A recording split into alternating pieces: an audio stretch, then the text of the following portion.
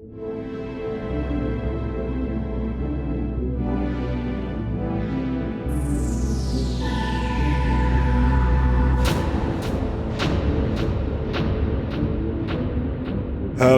and welcome back to the Popcorn for Dinner podcast.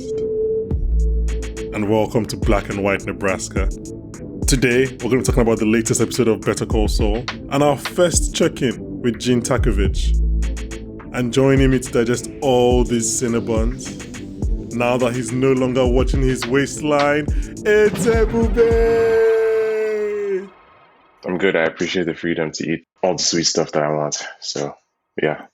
Yeah. Did you, before we even go into, watching that whole montage of Cinnabons, was it alluring to you? Was it repulsive? Like, what was your takeaway?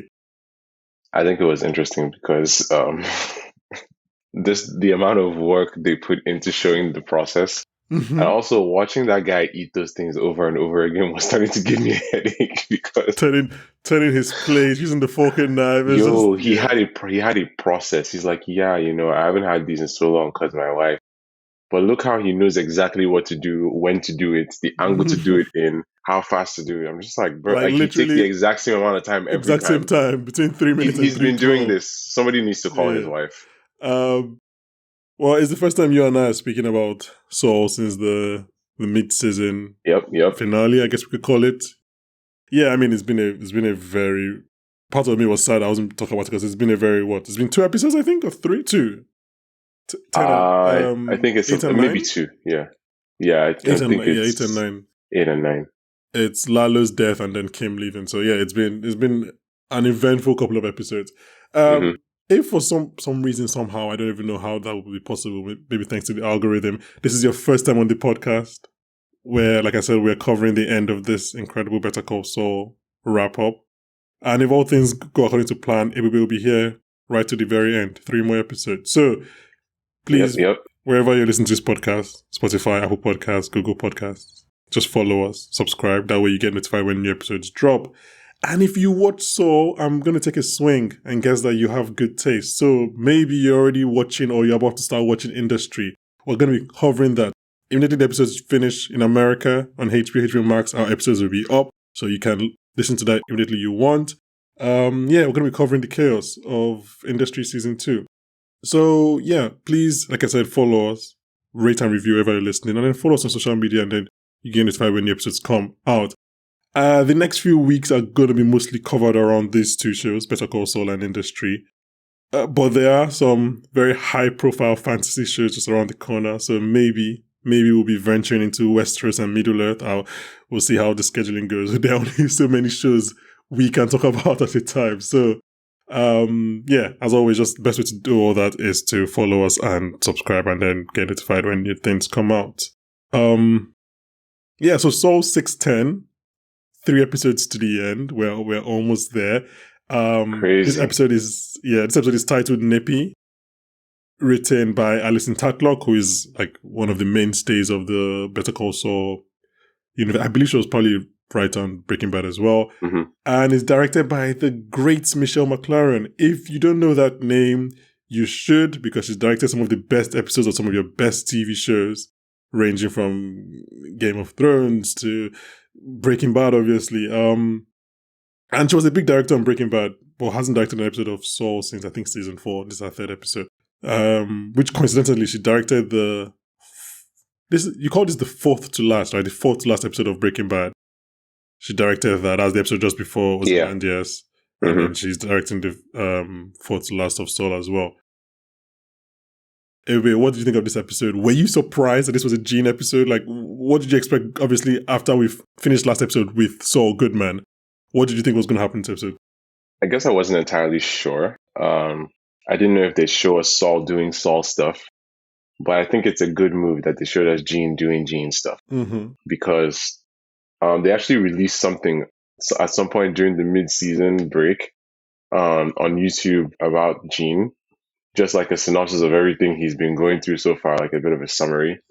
Okay. And when, like, I know a lot of people, depending on where you watch this, like, people are probably like skipping the intro maybe.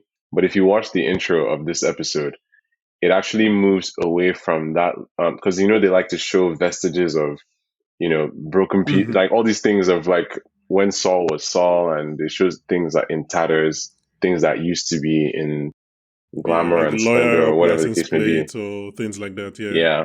So they were showing that as usual. It was a black and white one though. And then it breaks, like the tape kind of just takes an abrupt stop, and it's blue screen and it just says Better Call Saul. Yeah. So it's almost as if the series itself is kind of breaking that wall there, and it's like we're going back to the present because Better Call Saul is the past, and we have to remember it's the past before Breaking Bad, and it's easy to think Breaking Bad is the present, but it's not. Gene's story is the present, or at least as far as we're concerned with the story. This is because I'm guessing this is all still happening before 2010. No, So I think it's gonna be 10 because I think Breaking Bad is 2 years, and Breaking Bad starts in 2008. Yeah, so around 2010. Breaking Bad covers 2 years, so this would probably be Better Call Saul. 10. I think starts 2006. No. So I think Saul starts in 2004. 4? Really? Yeah, I think Saul starts in 4 because Saul covers at least 2-3 years. Yeah, true. You're right. It covers more than just 2 years. Maybe even earlier than 4. Maybe, I think about it. Maybe 2-3 because I know there are lots of indications. Based on like the tech that they use and stuff like that. Yeah, it was always how do we jump from Saul to Breaking Bad, which is 8. So I think the last point we see Kim and Jimmy in Saul, I think that might be like 2006, maybe. Potentially, yeah. So he's definitely been Saul for a while before we meet him in Breaking Bad, anyway. So, so yeah, like taking us to Gene's part of the story, I think that's pretty interesting because last we saw him, he was worried that his cover had been blown.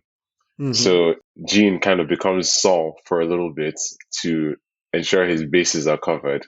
And at first, I wasn't sure what he was doing. Like, I mean, looking at the little synopsis that they write for the thing, is like, yeah, Gene engages in the scheme to like to protect himself or whatever they wrote. And I was like, okay, what's he going to do?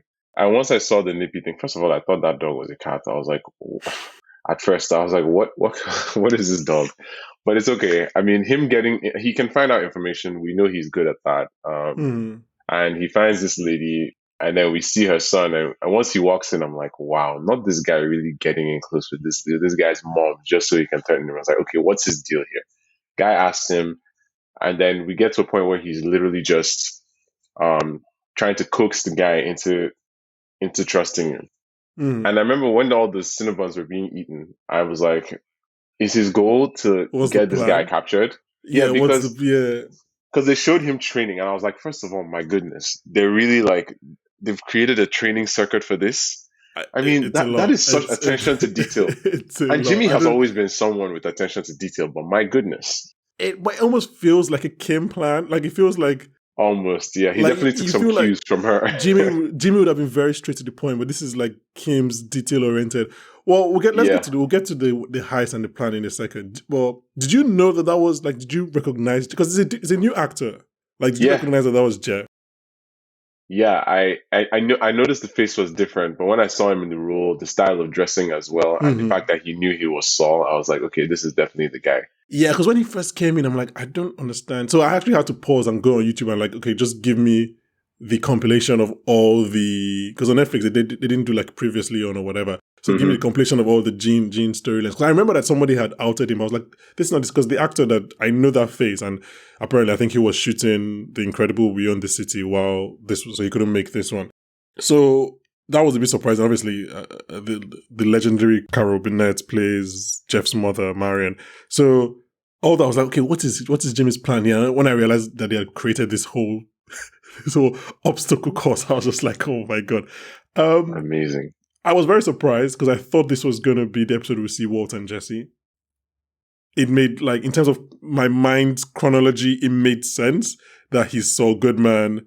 He's like, because I think you guys, in last week's episode, you guys kind of assumed that he was, that Saul Goodman coda was a bit closer to the Jimmy and Kim timeline. But I think it's closer to the Breaking Bad. I think that's maybe like 2007. I think that's very close to the Breaking Bad timeline. Because I feel like at least a year has passed between the Jimmy and Kim thing.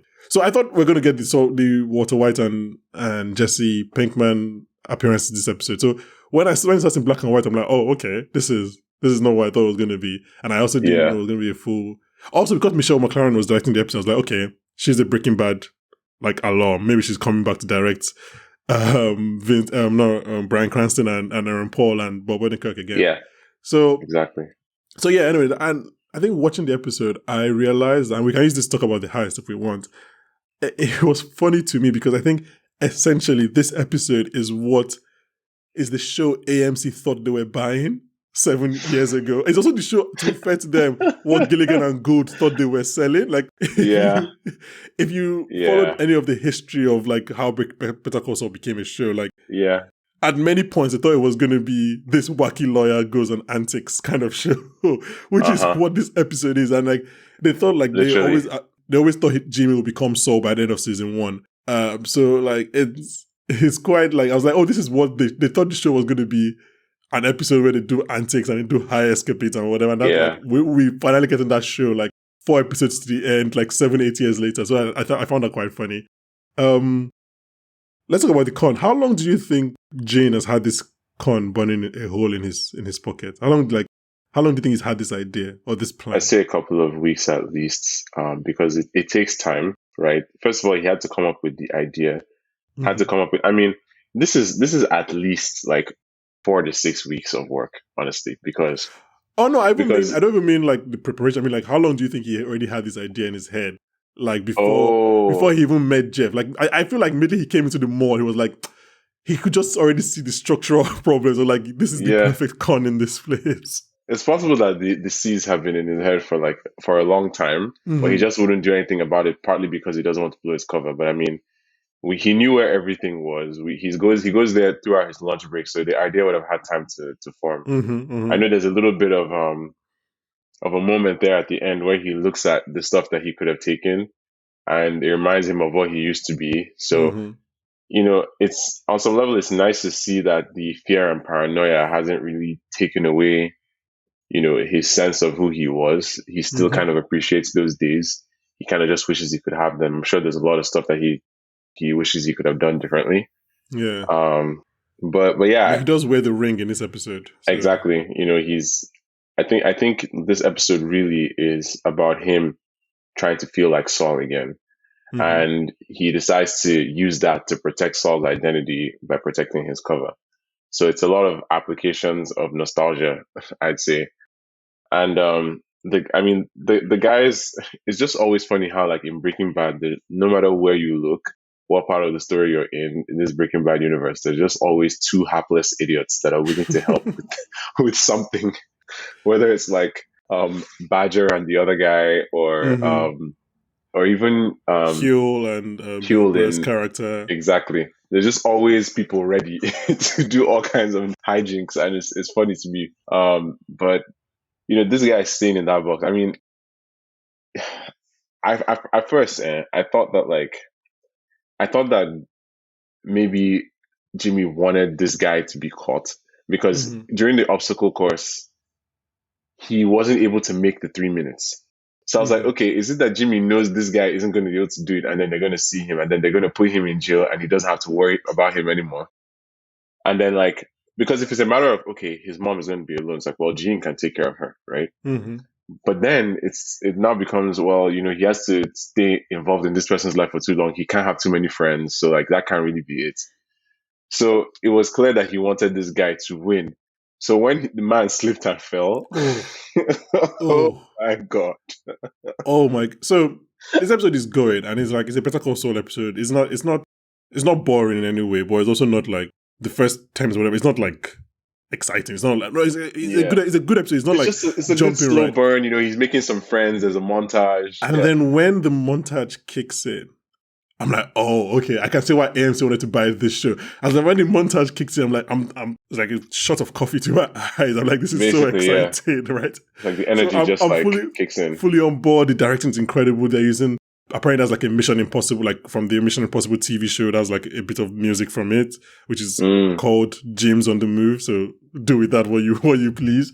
And then all that is so cool. All that is well done. And then the actual day comes. This is like I'm assuming you're right. I think this is like weeks of planning, maybe, because like I think the biggest testament to Jimmy McGill or Saul Goodman or Gene, whatever's ability is the fact that he was able to get a security guard as his friend by the time this was happening. Like they were playing what? fake football. I was like, oh, this guy is really. You can literally con man. see him in the montage reading the sports section of the newspaper, so that he knows what's happening and he can keep up the conversation. Like, this was real commitment. He's reciting stats. Nick, the security guard, who obviously he was like get a lawyer in the earlier flashbacks, is like all of a sudden he's his friend.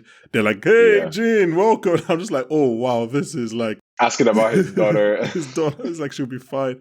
So when he, back to what you said earlier, when he slips, I'm like, oh shit. I was like, oh, I really wanted this guy to get through with this. I don't want guys to make it out. Like, is he gonna stall? And then we get just incredible Gene, incredible Saul, incredible Bob Odenkirk. Like, he's able to play comedy in that scene while also like obviously making this lie, but also we know that part of that is true because we've known this character. It's just incredible writing, incredible acting from Bob Odenkirk.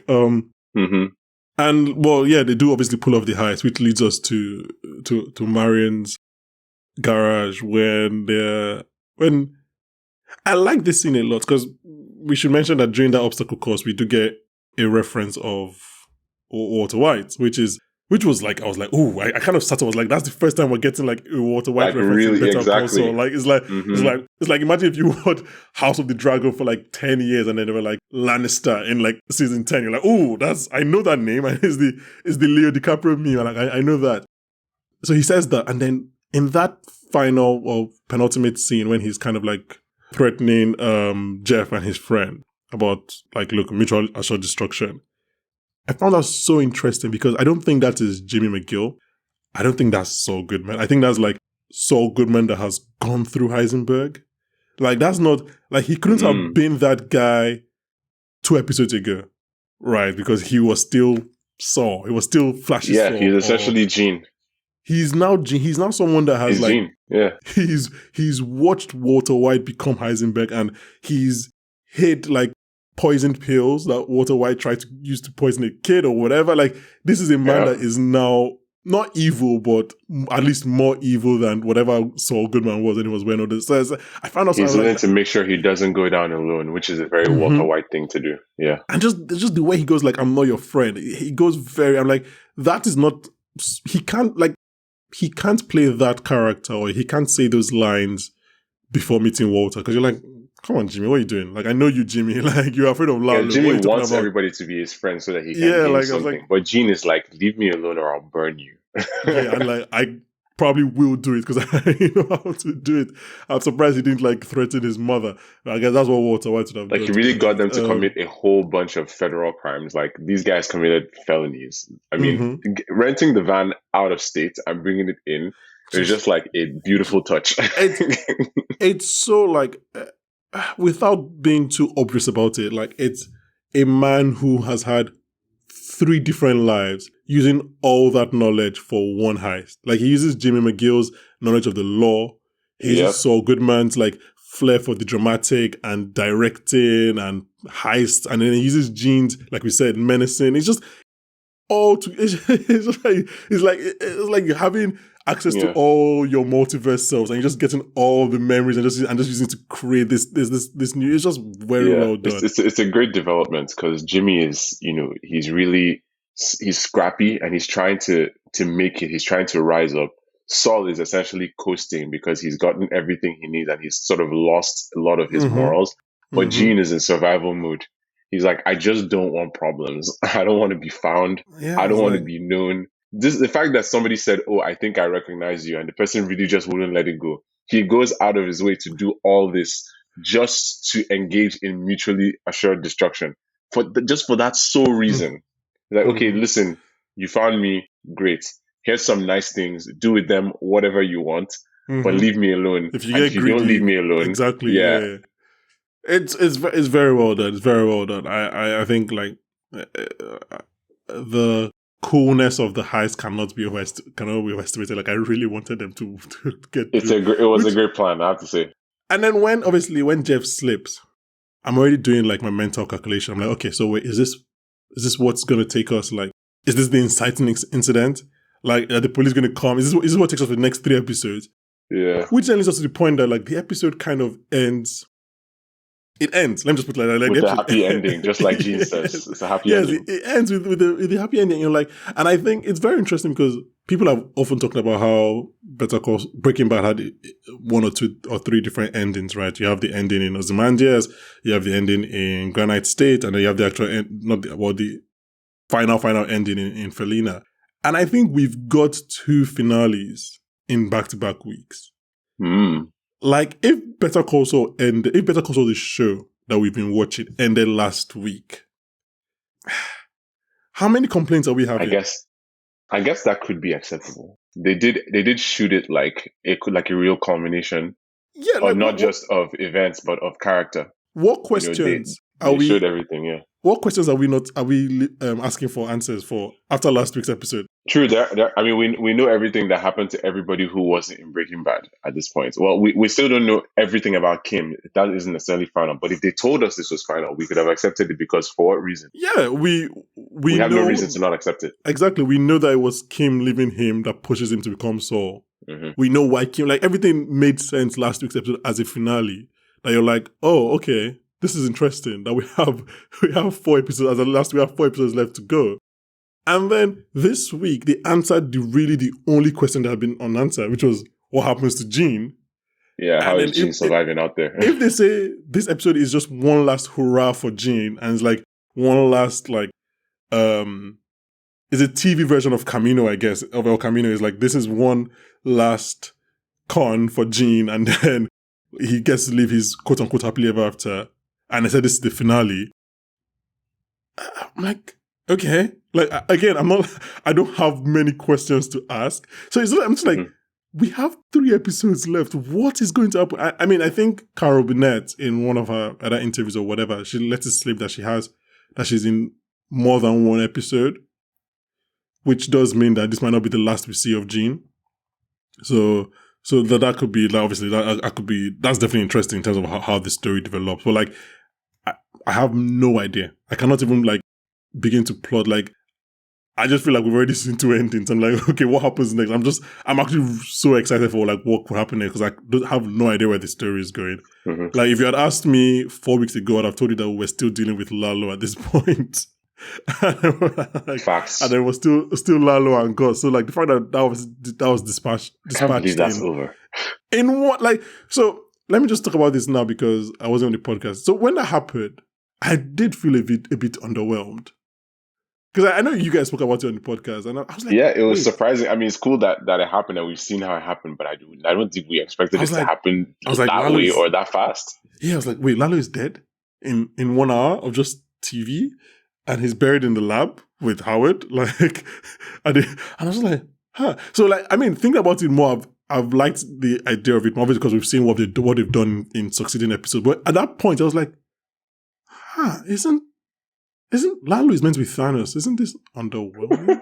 I was like, so in that moment, I was like, what? So, but obviously, in following weeks, I'm like, oh, okay, I get. Look, I have never doubted these writers ever in my life, because these are, yeah, I think these are probably the quintessential TV writers of the last 40 years, which means that of all time, because really has TV been better than it has been in the last few years. They know how to not waste anything. To do Better Call Saul and Breaking Bad, that's just like, if you have Breaking Bad fighting with Sopranos and Mad Men and The Wire and all that, and maybe early Game of Thrones, but then when the same people go out and do Better Call Saul, you're like, okay, well, you know what? You guys just take it, just take the crown and take it to your house. Like, that's literally, for you guys. I trust them so much that when Gene was like leaving the Cinnabon to go to the trash, like when we didn't know what he was doing yet.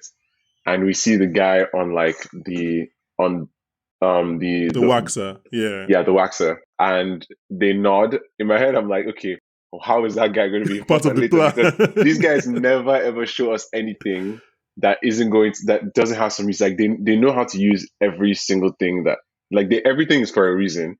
Generally, in Breaking Bad and Better Call Saul, maybe that guy was just there just to show that there's comedic effect or show that there's a witness Yeah, or probably like consistency and like the routine just and everything. consistency. Or maybe he'll become relevant in a later episode somehow. Who knows? Actually, do you know what? I'm just thinking about it now. Do you know his relevance?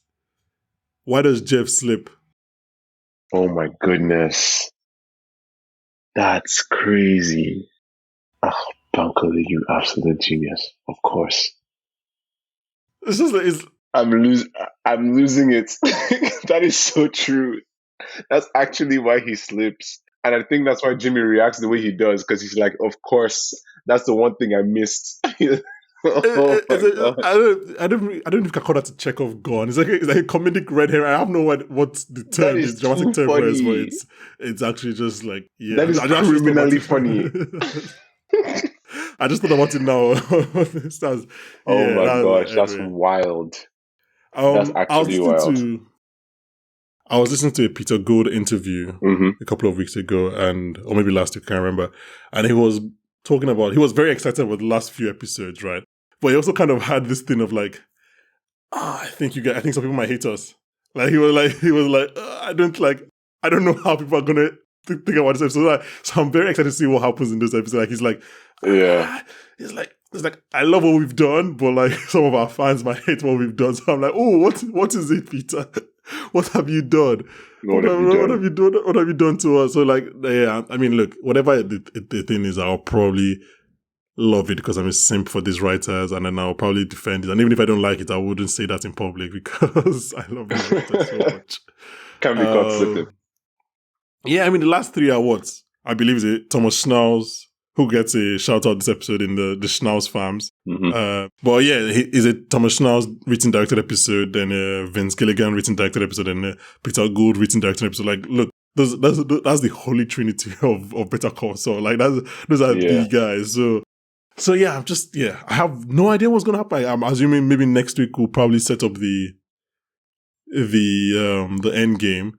I would have said maybe Walter White and Jesse Pinkman come up next week, which makes the most sense. But then maybe they appear in the Vince Gilligan episode. There's a bit of like cosmic synergy there if they both appear in the episode that Vince Gilligan writes and directs. So yeah, I don't know. Do you have any thoughts at all about where the story could be going?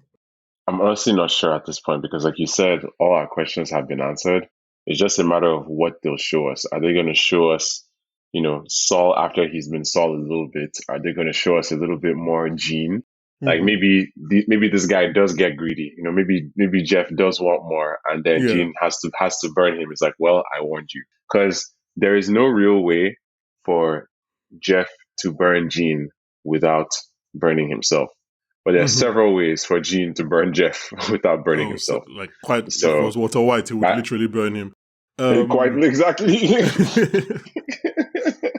Walter White's such a terrible person. Such a terrible man. I randomly rewatched the Mike's death again because it came up on my YouTube again. I'm just like, Walter. Same. And I'm just like, why? Walter. This didn't need to happen. Walter. It just didn't need to happen. And my issue with Walter White, which is also Mike's issue with Walter White, he does all these things and then he's like, okay, well, I had to do it because... No! There was no justification. You didn't need to do that. You really didn't. You're just proud. Yeah. Get me started. I'm sorry for triggering you. But yeah, no, Walter. It's okay. But no, I think I'm excited. I mean, if Carol Burnett is indeed in more than one episode, that would be very... Because the way I've seen people talk about her performance is like there is more to see, right? Because like, we're here for it. She's a comedy legend. So the way they've described it as if there's more, so I'm assuming, okay, if there's more, obviously it will have to do with Gene. Then it's like, okay, what happens? You're right. Does he get greedy? Does she get onto it? Does Gene make a mistake?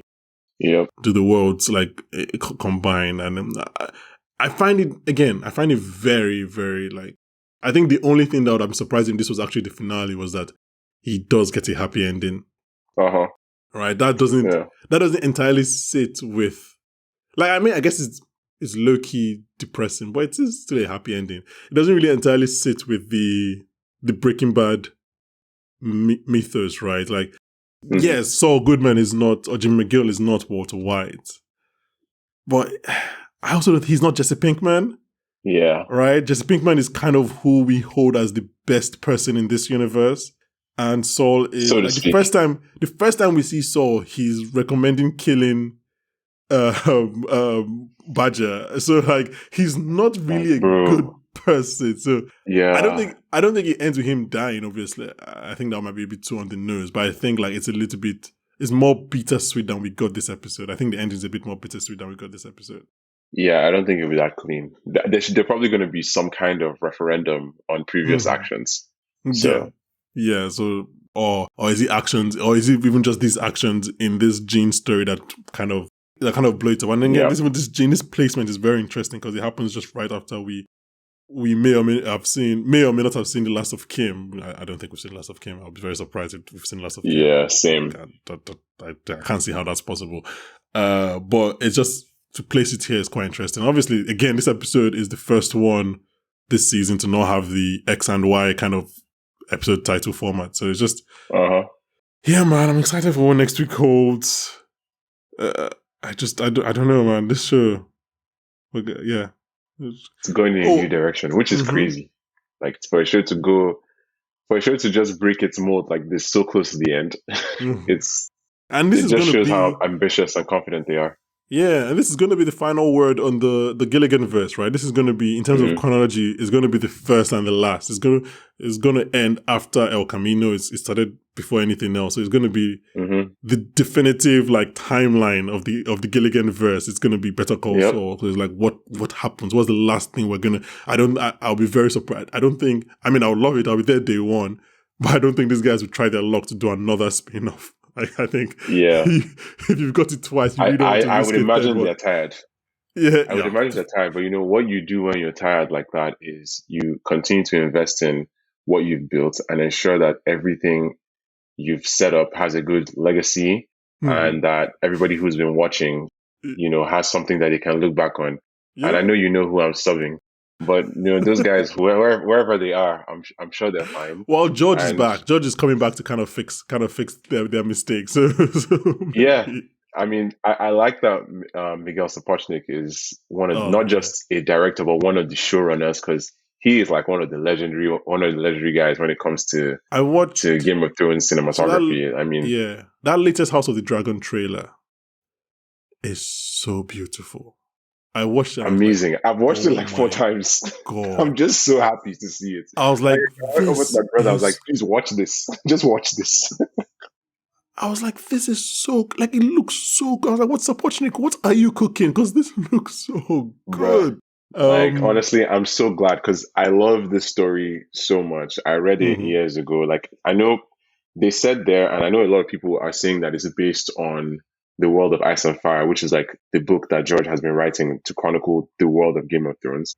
And the first volume is out. I actually have that. A close friend gave it to me as like a gift some years back. And it's really good, but it's actually based on not just that. It's based on a previous book called The Princess and the Queen, which actually talks about specifically the war and how the entire storyline that we're about to see in House of the Dragon.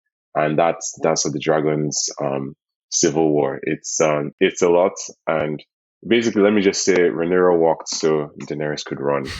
Yeah, I guess fall. Anyone that's listening to that, I can promise you that we're gonna. In my worst case scenario, to be one episode when the season finishes, we'll talk about. I think we'll talk about House of the Dragon at some point. I actually do not. At this point, I don't see how this is not a good show.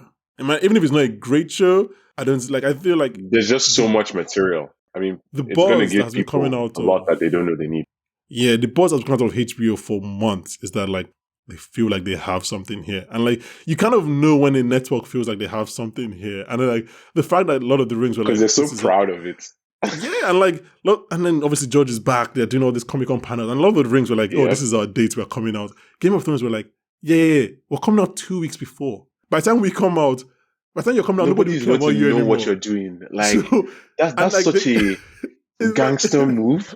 And they've been doing this whole dick measuring contest back and forth between Lord of the Rings and Game of Thrones. And I think HBO can only be that confident if they've like, oh yeah, we have something. Yeah, literally.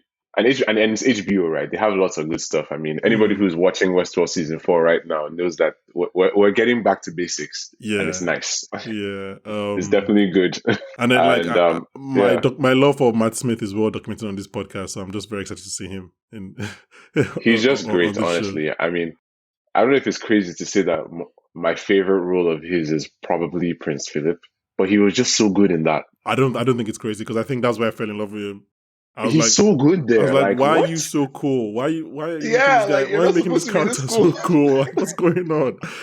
Like, what's going on? For no reason. Oh, weird connection. But obviously, I can't remember his name now. The actor that follows his Prince Philip, also a Game of Thrones alum. Why can't I remember his name? This is terrible. He's Sansa's uncle, Edmure Tully. Yeah, Edward. Yeah. Wow, I can't remember his name. That's very weird. But it's really cool. Yeah, both Prince Philip. They both found their way to Game of Thrones guy. And then look, that thing's just like I think Emma Darcy is in House of Dragon. Paddy Considine, who is also very good. Yeah, I think Graham McTavish is in there. Receivers, like just lots of great character actors I've loved. And I know the characters they're playing; these are heavy hitters. Like this, like because I mean, House of the Dragon is very. I mean, Game of Thrones is huge. It's an epic, and the world keeps expanding. House of the Dragon takes this world that we know has expanded, and we concentrate it to the center and the pinnacle, which is kind of like this Targaryen dynasty that everybody has been talking about, and why people were so scared when they heard that Daenerys might be alive, because these people were no joke. And it only makes sense that they could have destroyed themselves from within. True. Yeah. There's a you black just couldn't man, stand against them. There's a black man with dreads in the show as well. Corlys Velaryon. He's a very cool guy. The dragons actually look really cool. Like the dragons look really cool. Like as in, I'm usually someone that's like, oh, I don't really see bad CGI, but like that is, I'm like, oh, these are the dragons that we've been hearing about. They have to make them look cool. Yeah, like, I was like, oh, you guys did this. You guys, like, I forgot that you guys were the one. You started this shit. Yeah, like, they're the ones. You guys started this. You started like this. They created this, so let's just trust them. I was like, oh yeah, I forgot. This is your part. Oh yeah, yeah. I think I don't think I've ever been like I've never been really cold on the show, but I've also never been really hyped. But with each new trailer, I'm like, oh, this looks really. I'm very, very optimistic. Honestly, August 21st can't come fast enough, but it should take its time. Yeah, I can't wait till people start arguing in rooms again about a very uncomfortable chair. I miss the days, man. TV's back, bring it back to me. Event television, man, back in business.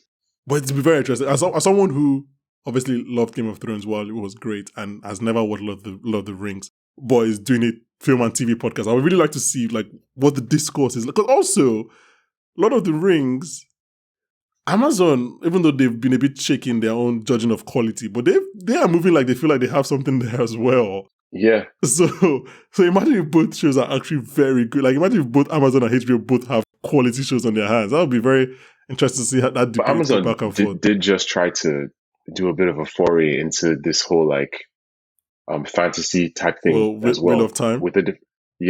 And from what I heard, that didn't go too well. I have a friend who's a big fan of that series in the books, and he watched the first few episodes and he was like, I have no idea what is happening here. I don't know. I think that show is getting a third season, so at least it means people are watching it. But that's what I mean, their own kind of judging when the show is good or bad is a bit hit and miss. And people that watch Lord of the Rings say the trailers have been quite good. So it's like, that'll be very interesting. That'll be a very good a couple of months, I guess, between if both shows are actually as good as their owners think they could be. Yeah. I mean, Lord of the Rings is ridiculously, isn't it like 500 million, 600 million for the first season? I think something like that. Like, which is such an insane number. Like, people need to forget this is television. I mean, I saw one of the featurette videos for House of the Dragon, and then Emma Darcy, who plays Rhaenyra, was like, it's almost as if these people haven't been taught that they don't need to build out whole sets anymore. Like, it's like they don't know CG exists, even though they basically perfected CG for the dragons. Like, here they are building out whole castles. It's like, you guys, you don't need to do this. You know that, right? Mm-hmm. The attention to detail is so great, and that's why everything feels so immersive in the world of Ice and Fire. So it's going to be nice to go back there, and I really hope that they stick the landing on however they choose. I hope that people who are like, this happened in the books this way, it should be happening in the show this way too, blah blah blah blah. I hope those people have learned to rest, Man, so we can all have peace. Because like they can adapt whatever they want. It's an adaptation for a reason. If they want to do things differently, let them do it. Let's all just enjoy. I go through this every time with the Marvel people, because obviously I'm a Marvel fan. I'm just like, if you're watching a comic book, you'll be watching a comic book, you're watching something else. Is the creator's story. Like, can we please? Let's all just live happily.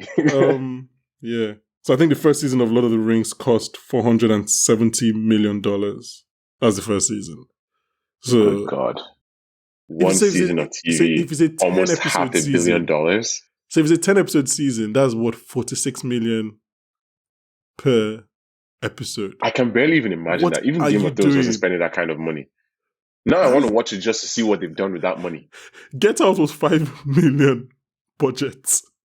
I don't get it. Like, what kind of effects are you working on to need $500 million? Well, look, it's Amazon, and the only reason they're making a TV show is because Jeff Bezos was like, I want to make a Lord of the Rings show. I like Lord of the Rings, so he was like, here's my money, go. So you think maybe he just funded it himself? I'm not even like, I don't even think that's like not true. I think he probably did, because that's an insane amount for any studio to give out. Anyways, so I think, like we said, this could have been a series finale. Last week could have been a series finale for Saul. I think all that does is just make me more excited for what the actual series finale is going to be. But yeah, I'm excited for what the last 3 episodes. Yeah. It's going to be our end of the Albuquerque terrain, the Gilligan verse, so that should be exciting. Yeah, it just makes me happy to know that this will stand basically forever as a good show that people will just always have. You know, if people are rewatching Friends, and which is also great, I'm hoping that that new generations would discover something like this and be like, wow, that's actually such a good show that anybody can watch at any time, and things will still be relevant. Can start doing the whole Star Wars thing about what's the right order to watch it in, and like, should you watch exactly episode right 601 before 405 of Breaking Bad or whatever? Right. Well, we're just one small podcast with 5 listeners, so let's not. Well, we might not have the power, but let's not jinx it. We have 3 episodes to go. Let's not jinx them. Let them land the plane first. Yeah. But anyways, guys, if you're new to the podcast, please follow us wherever you're listening. Please rate and review. That really helps us. Really helps us. We're trying to get out through the algorithm. And go catch up on Industry if you're still yet to finish. And then come back and listen to us talk about it. If you do watch Industry and you maybe showed you on the details, we did a whole review episode earlier this week on season 1. So go listen to that. It's actually quite shorter than I expected. Just an hour.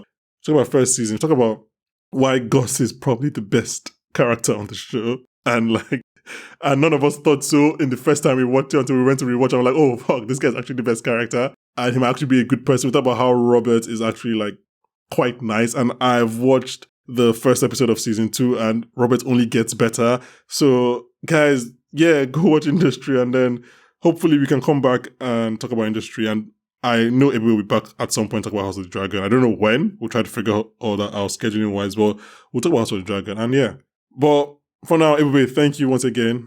It's nice. My pleasure. With you again. It's been a few weeks. I think you and I will be back next week, and then maybe Jibs will take over 12, and then we'll be back for the finale. Sounds like a plan. Yeah, so thank you to all my listeners. Thank you to my co-hosts, Jibs, Ebube, on this episode, Ebuka and Chinedu. And, of course, join us next week when we'll be joined by the star of John Peele's Nope. Even though Nope has still not come out in the UK, I'm so annoyed. They pushed it back in the UK, which made no sense.